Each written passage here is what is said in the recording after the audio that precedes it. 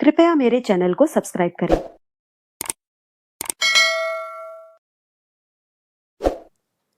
मधुर भाव की मीमांसा। श्री रामकृष्ण देव कहा करते थे, काम गंध शून्य हुए बिना महाभावमयी श्रीमती राधा के भाव को समझना संभव नहीं है।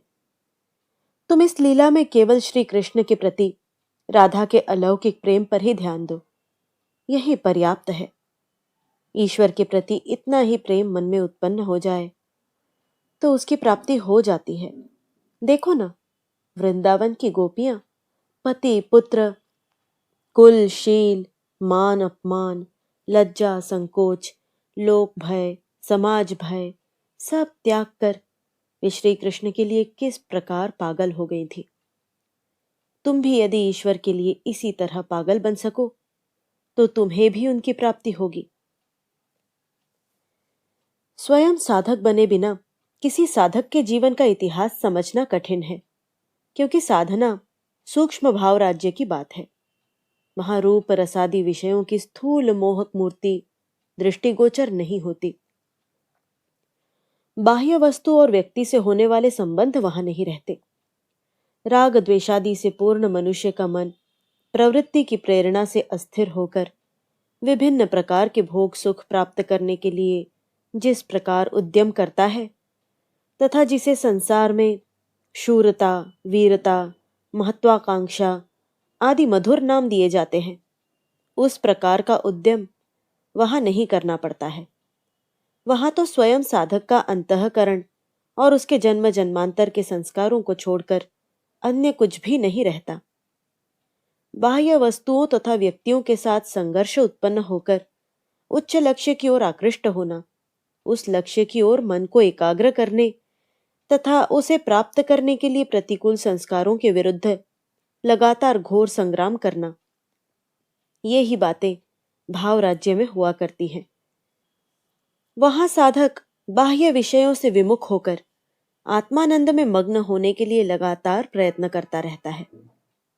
इस प्रयत्न के जारी रहने से साधक क्रमशः अंतर्राज्य के अधिकाधिक गहन प्रदेशों में प्रविष्ट होता हुआ अधिकाधिक सूक्ष्म भावों का अनुभव प्राप्त करता जाता है और अंत में अपने अस्तित्व के अति गहन प्रदेश में पहुंचकर अशब्द, अस्पर्श, अरूप, अव्यय, एकमेवाद्वितीय वस्तु का साक्षात्कार करके उसी के साथ एक हो जाता है। आगे चलकर उसके अनंत जन्मोपार्जित संस्कार समूह समूल नष्ट हो जाते हैं। जब तक उसके मन का संकल्प विकल्पात्मक धर्म स्थायी रूप से नष्ट नहीं हो जाता, तब तक वह जिस मार्ग द्वारा अद्वय वस्तु का साक्षात्कार करता रहता है, उसी मार्ग से विलोम भाव द्वारा समाधि अवस्था में से बाह्य संसार में उतरता रहता है।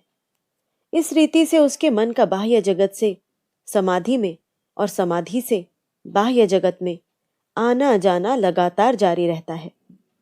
जगत के आध्यात्मिक इतिहास में कुछ ऐसे भी अलौकिक साधक देखने में आए हैं जिनके मन की पूर्वोक्त समाधि अवस्था ही स्वाभाविक अवस्था हुआ करती है।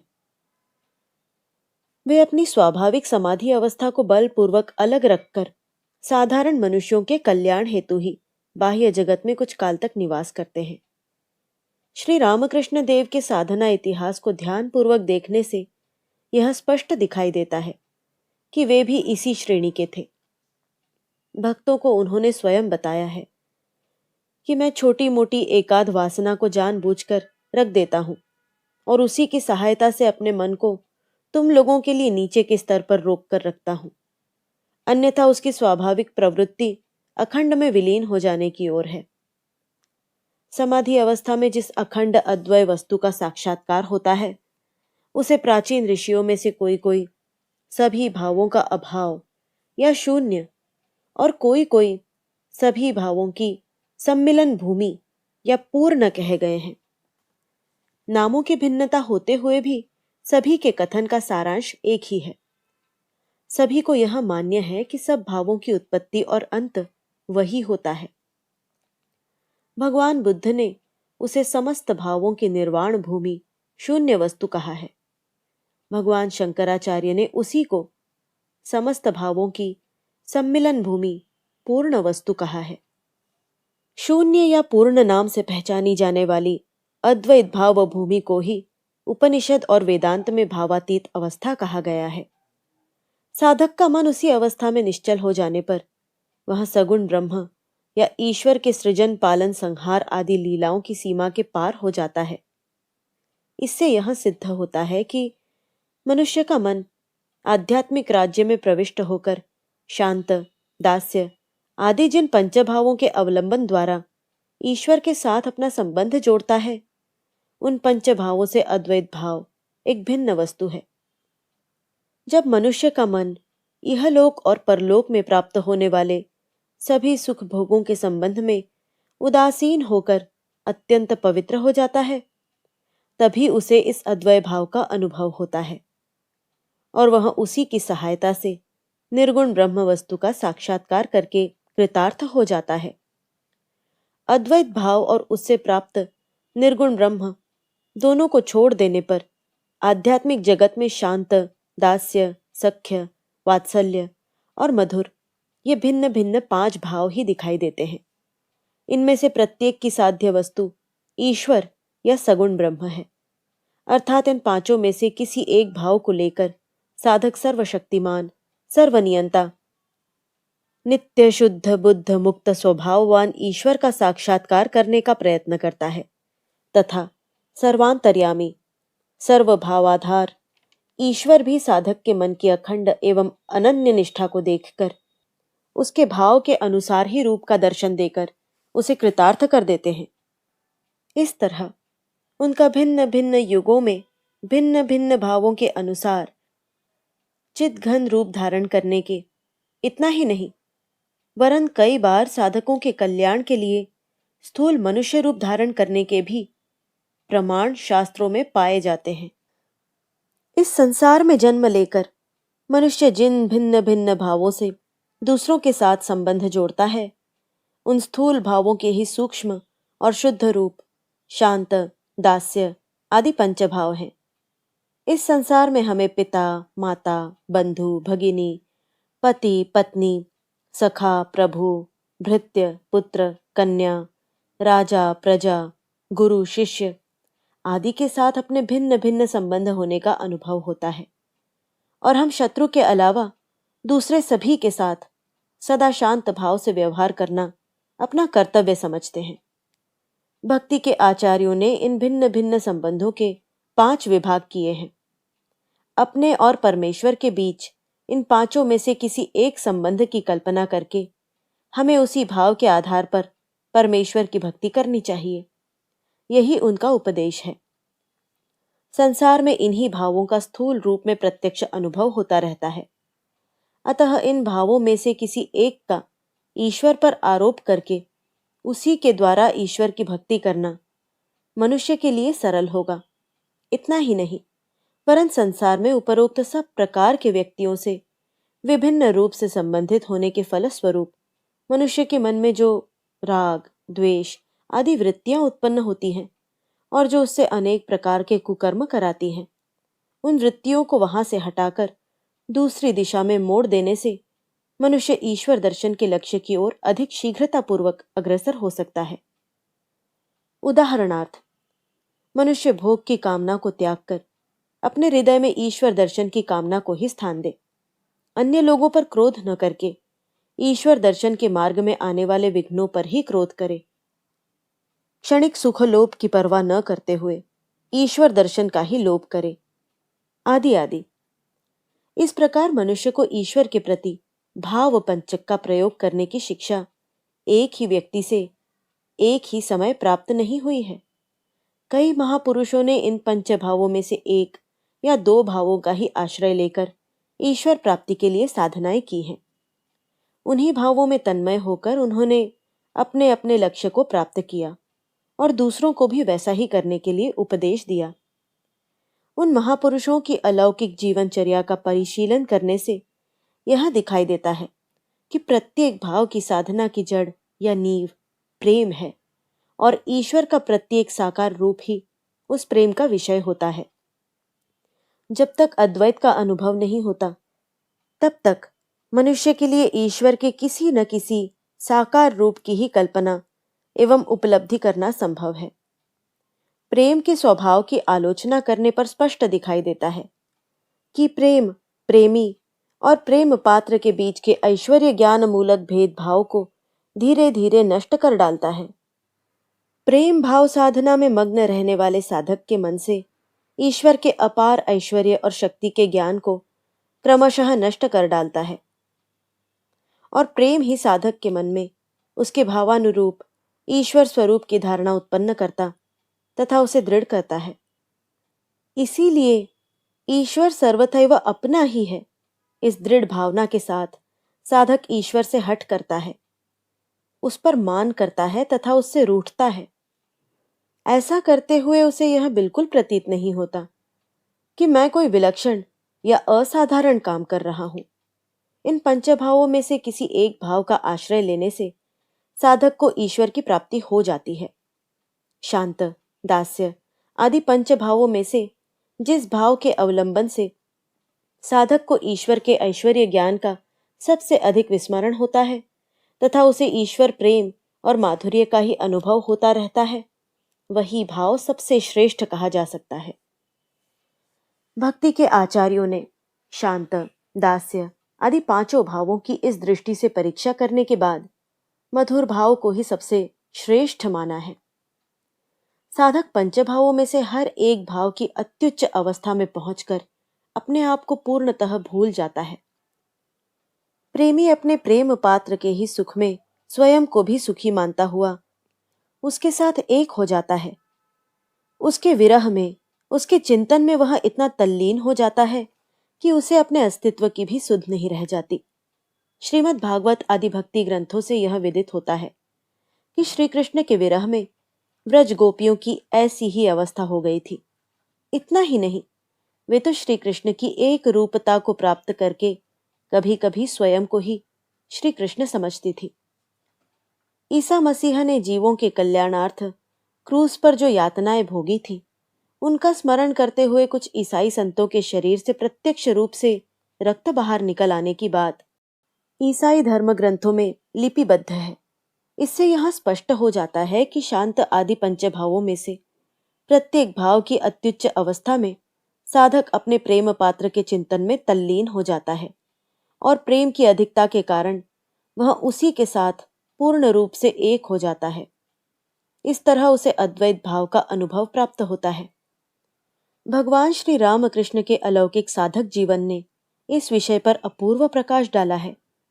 भाव साधनाओं में मग्न होकर प्रत्येक भाव की सर्वोच्च अवस्था में वे अपने प्रेमास्पद के साथ पूरे तन्मय हो जाते थे और अपने अस्तित्व को पूर्णतः भूलकर अद्वैत भाव का अनुभव करते थे।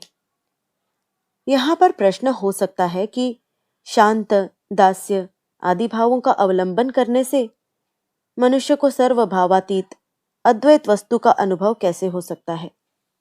इसका उत्तर यह है, जब कोई एक भाव साधक के मन में परिपुष्ट होकर अपना प्रभाव विस्तार करता है, तब वह वहां से अपने सभी विरोधी भावों को क्रमशः दूर कर देता है। तदनंतर उस भाव की पूर्णतः परिपुष्टि हो जाने पर साधक का तन्मय अंतःकरण ध्यानकालीन तू अर्थात सेव्य, मैं अर्थात सेवक और इन दोनों के बीच के दास्य संबंध को भी भूल जाता है और प्रेम के कारण केवल तू शब्द से निर्दिष्ट सेव्य वस्तु में ही एक रूप होकर अचल भाव से रहने लगता है। कबीर दास जी के शब्द हैं, तू तू करता तो भया रही न मुझ में हो, बारी तेरे नाम पर जित देखो तित तू। शास्त्रों का कथन है कि मनुष्य का मन, मैं, तू और इन दोनों के बीच का संबंध, इन तीनों का एक साथ एक ही समय अनुभव कभी नहीं कर सकता। उसे कभी तू शब्द से निर्दिष्ट वस्तु का तो कभी मैं शब्द से निर्दिष्ट वस्तु का अनुभव होता है और इन दोनों वस्तुओं के बीच में निरंतर बड़ी शीघ्रता से भ्रमण करने के फलस्वरूप उसके मन में इन दोनों में किसी विशेष संबंध की प्रतीति हुआ करती है। उस समय ऐसा प्रतीत होता है कि मानो वह मैं, तू और उन दोनों के संबंध का अनुभव एक ही समय में कर रहा है। परिपुष्ट भाव के प्रभाव से जब मन की चंचलता नष्ट हो जाती है तो क्रमशः पूर्वोक्त बात समझ में आने लगती है। ज्यों-ज्यों ध्यान के अभ्यास से मन वृत्तिहीन होता जाता है, त्यों-त्यों उसे विदित होने लगता है कि एक ही अद्वय पदार्थ को दो ओर से या दो भिन्न दृष्टियों से देखने के कारण ही मैं और तू ऐसे दो पदार्थों की कल्पना उत्पन्न हुई है। विचार करने पर आश्चर्य होता है कि शांत दास्य आदि भावों में से एक एक भाव को पूर्ण रूप से विकसित करके पहले कहे अनुसार अद्वय पदार्थ का अनुभव प्राप्त करने के लिए कितने ही साधकों को कितने दीर्घ काल तक परिश्रम करना पड़ा है। शास्त्र रूपी आध्यात्मिक इतिहास से पता चलता है कि प्रत्येक युग में मनुष्य को उपासना के लिए इन्हीं में से किसी एक भाव का आश्रय लेना पड़ा है तथा उस भाव का आश्रय लेकर ही तत्कालीन साधकों ने ईश्वर का और उनमें से बिरले किसी किसी ने अद्वय वस्तु का साक्षात्कार किया है।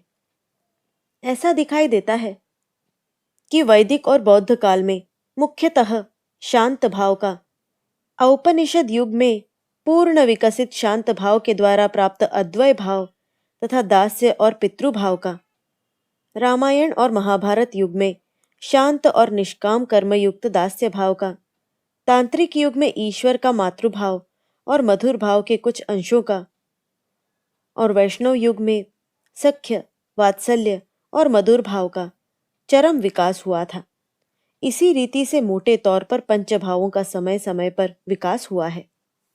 भारत के आध्यात्मिक इतिहास में अद्वैत भाव के साथ ही साथ शांत आदि पंचभावों का पूर्ण विकास होता दिखाई देता है, परंतु भारतवर्ष को छोड़कर अन्य देशों के धर्म संप्रदायों में केवल शांत, दास्य और ईश्वर के पितृभाव का ही प्रकाश दिखाई देता है।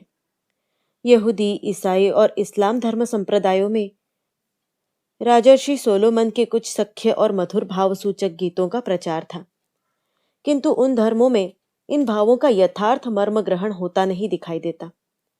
इस्लाम के सूफी संप्रदाय में सख्य और मधुर भाव का विकास हुआ तो है, परंतु मुसलमान लोग ऐसे भावयुक्त ईश्वर उपासना को कुरान के मत के विरुद्ध समझते हैं।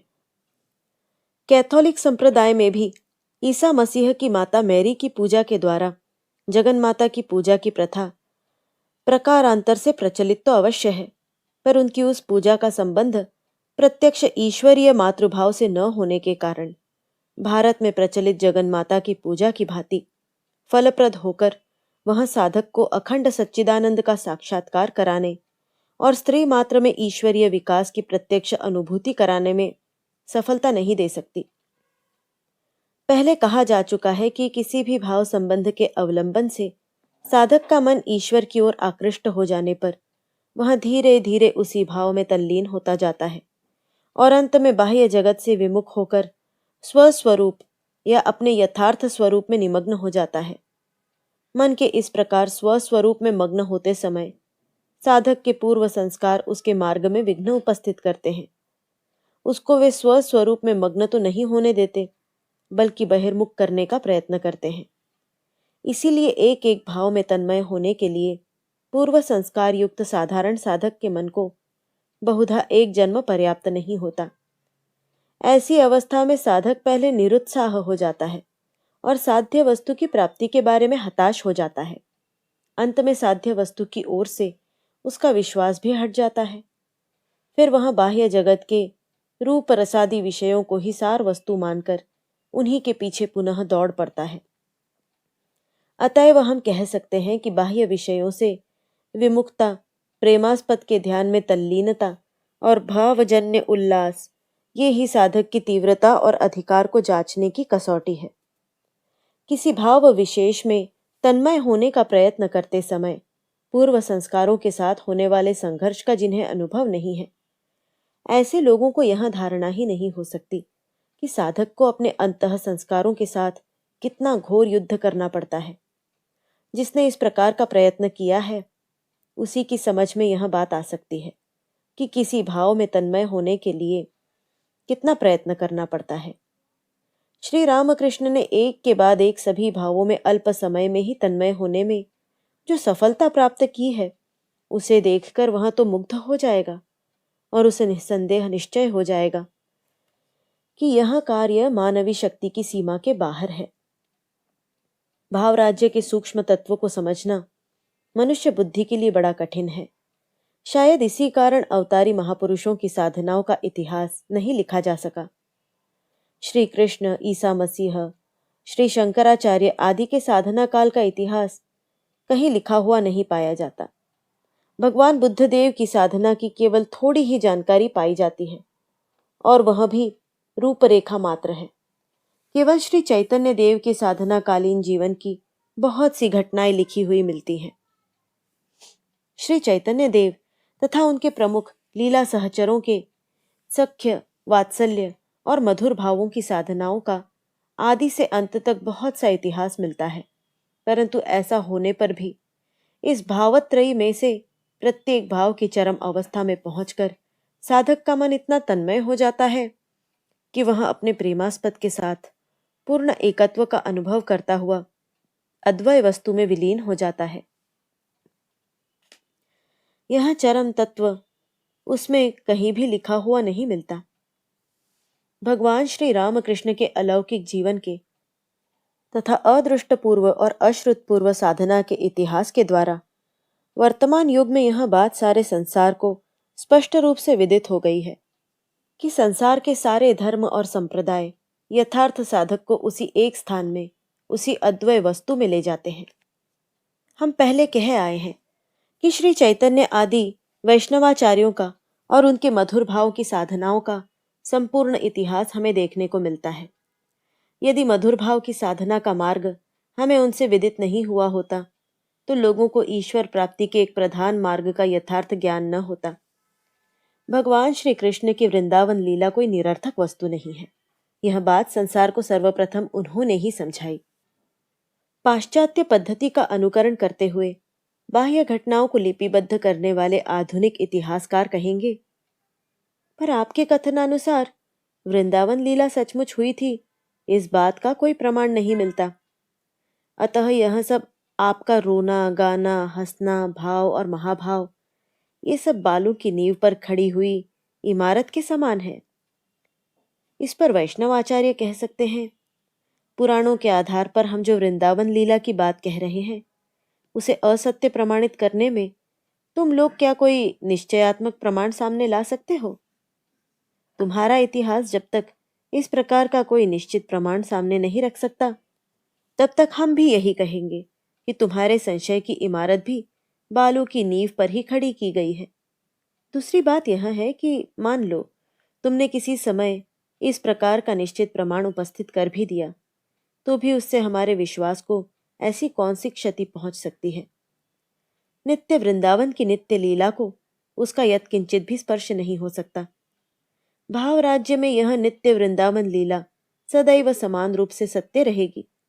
यदि चिन्मय धाम में चिन्मय राधे श्याम की ऐसी अपूर्व प्रेम लीला देखने की तुम्हारी इच्छा है तो प्रथम तन, वचन, मन से कामगंधहीन बनो।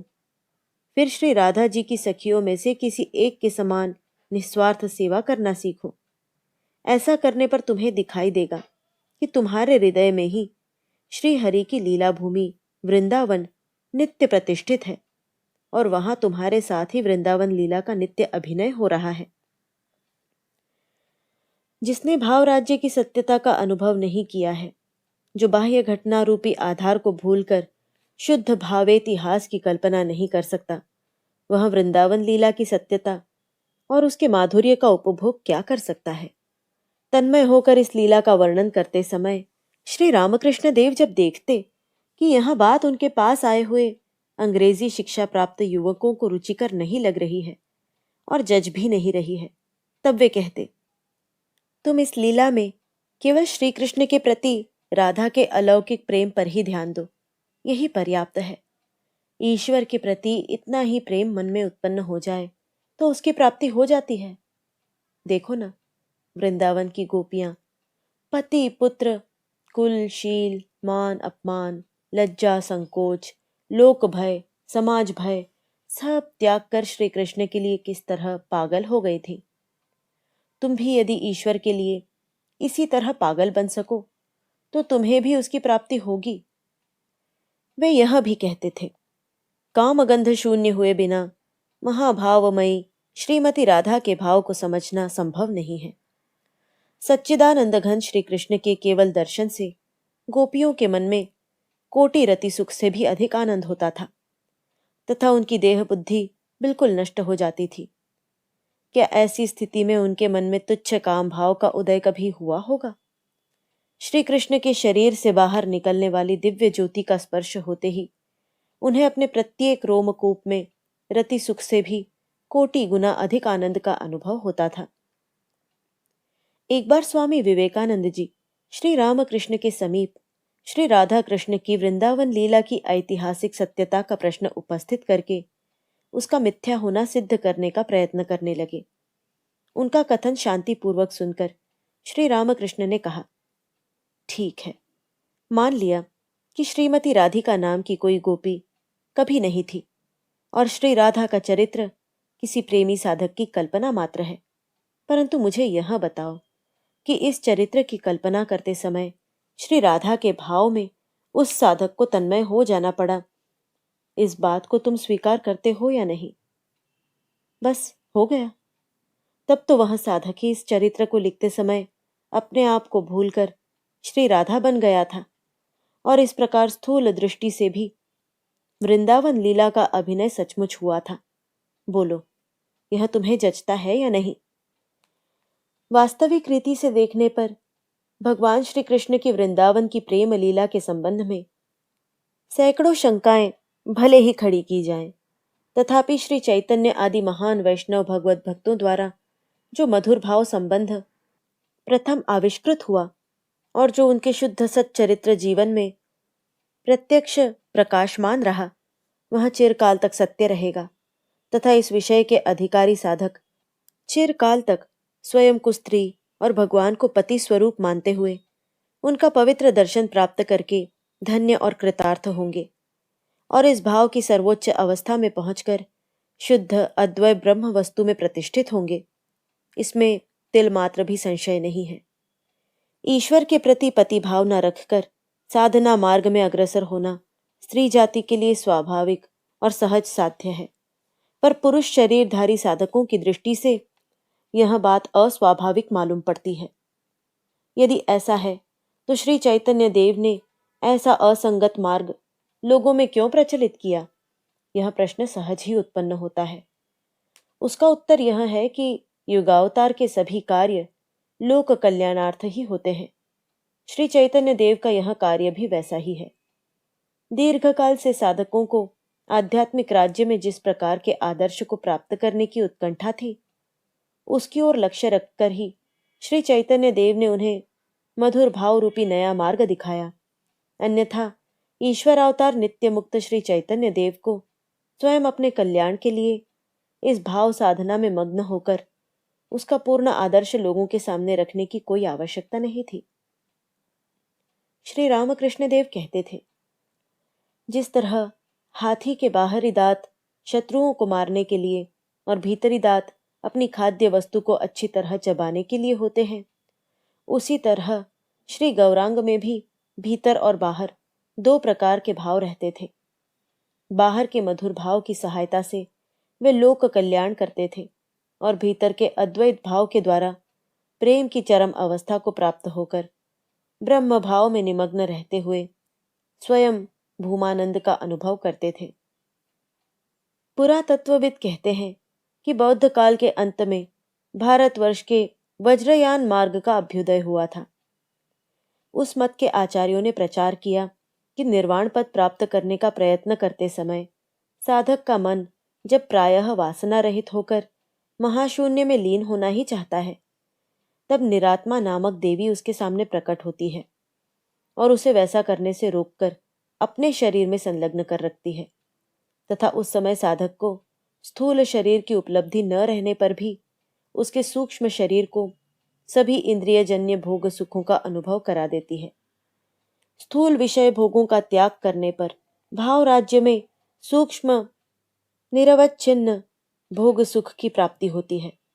उनके द्वारा प्रचारित यह मत कुछ काल के बाद विकृत हो गया और निरंतर स्थूल भोग सुख की प्राप्ति ही धर्मानुष्ठान का मूल उद्देश्य है, ऐसे घातक विचार का प्रचार होने लगा, जिससे देश में व्यभिचार फैल गया। भगवान श्री चैतन्य देव के प्रकट होने के समय देश के अशिक्षित लोगों में इसी प्रकार के अनेक विकृत बौद्ध मत फैले हुए थे तथा इनके अनेक संप्रदाय उत्पन्न हो गए थे। उच्च वर्ण के अधिकांश लोग तंत्रोक्त वाम मार्ग के अनुयायी बनकर जगन्माता की सकाम पूजा और उपासना के द्वारा सिद्धियां और भोग सुख की प्राप्ति करने की धुन में लगे थे। इस प्रकार मत मतांतर की धूम के कारण उस समय जो यथार्थ साधक थे उन्हें भी दिग्भ्रम हो गया था और उन्हें मार्ग दिखाने वाला कोई नहीं था। ऐसी धर्मग्लानि के समय श्री चैतन्य देव का अवतार हुआ। उन्होंने स्वयं अपूर्व त्याग वैराग्य का अनुष्ठान किया और वही आदर्श साधकों के सामने रखा। तत्पश्चात उन्होंने लोगों को दिखा दिया कि शुद्ध और पवित्र होकर स्वयं को स्त्री मानते हुए ईश्वर की पति भाव से उपासना करने से मनुष्य को सूक्ष्म भाव राज्य में निरवच्छिन्न दिव्य आनंद का यथार्थतः लाभ होता है। स्थूल दृष्टि संपन्न साधारण लोगों के लिए, जो इस गूढ़ बात को समझ नहीं सकते थे, उन्होंने ईश्वर की नाम महिमा का प्रचार किया। इस तरह उनकी कृपा से अनेक पथभ्रष्ट विकृत बौद्ध संप्रदाय के लोग पुनः उचित आध्यात्मिक मार्ग में आरूढ़ हो गए। विकृत वामाचार का अनुष्ठान करने वाले लोग पहले पहल तो उनके कथन का खुले तौर से विरोध करते थे, पर बाद में उनके अदृष्टपूर्व अद्भुत जीवन से आकर्षित हो वे त्यागशील बनकर निष्काम भाव से पूजा करते हुए जगन्माता के दर्शन के लिए प्रयत्न करने लगे। इसीलिए भगवान श्री चैतन्य देव का अलौकिक चरित्र लिखते समय किसी किसी ग्रंथकार ने यह भी कहा है कि श्री चैतन्य देव के अवतीर्ण होने पर शून्यवादी बौद्ध संप्रदाय वालों ने भी आनंद प्रकट किया था। सच्चिदानंद घन परमात्मा श्री कृष्ण ही एकमात्र पुरुष है तथा संसार के सभी स्थूल सूक्ष्म पदार्थ तथा जीव उनकी महाभावमयी प्रकृति के अंश से उत्पन्न होने के कारण उनकी स्त्रियां हैं। इसलिए शुद्ध और पवित्र मन से उन्हें पति मानते हुए उनकी उपासना करने से जीव को मुक्ति और निरवच्छिन्न आनंद की प्राप्ति होती है। यही श्री चैतन्य महाप्रभु द्वारा प्रचारित मधुर भाव का सार तत्व है। महाभाव में सभी भावों का समावेश है। सर्वश्रेष्ठ गोपी श्री राधा ही महाभाव स्वरूपिणी तथा अन्य गोपियां उनमें से एक दो या अधिक भावों की मूर्ति है। अतः व्रज गोपियों का अनुसरण करते हुए साधना में प्रवृत्त होने से साधक इन सभी अंतर्भावों को प्राप्त कर लेता है और अंत में महाभावजन्य महदानंद में लीन होकर धन्य हो जाता है।